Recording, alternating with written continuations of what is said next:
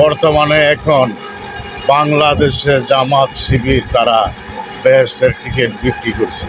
সেই টিকিট বাংলাদেশের সরকারি হাসপাতালের ঔষধ নিয়ে তারা ঘরে ঘরে বাড়ি বাড়ি পাড়া মহল্লায় দিচ্ছে আর বলছে দাঁড়িপাল্লায় ভোট দিলে আপনাদের আল্লাহ বেহেশত নসিব করবে, ইসলামী দলে ভোট দিন, জান্নাতে যাইতে পারবেন।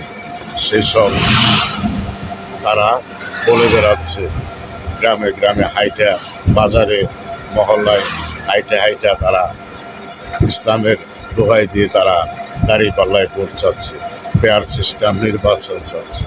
হ্যাঁ, পেয়ার সিস্টেম নির্বাচন তোমরা চাচ্ছ, চাওয়ার থাকো, তোমাদেরকে পেয়ার দিবে আল্লাহ। বাংলাদেশের আইনে পেয়ার সিস্টেম নির্বাচন নেই।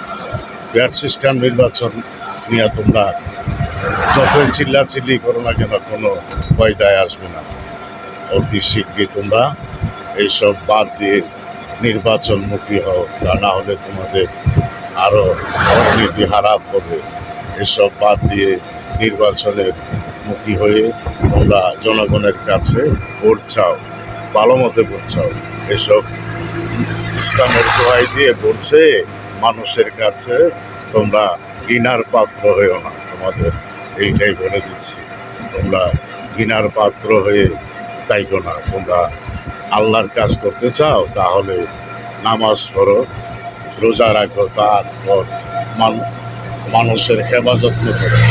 মানুষের কাজ তোমরা করতে চাও না, তোমরা নিজেরা নিজেরকে বড় মনে করো। তোমরা মসজিদে ঘুমাইবা, মসজিদ কি ঘুমাইবার জায়গা?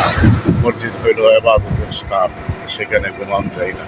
তোমরা গাঠটি দিয়ে ধরবা, মসজিদে ঘুমাইবা আর জনগণের কাছে ভোট চাইবা, দাঁড়িপাল্লায় ভোট দিলে বেহেশতে পাইবা। এসব বাদ দিয়া মানুষ হয়ে যাও, মানুষ হইতে পয়সা লাগে।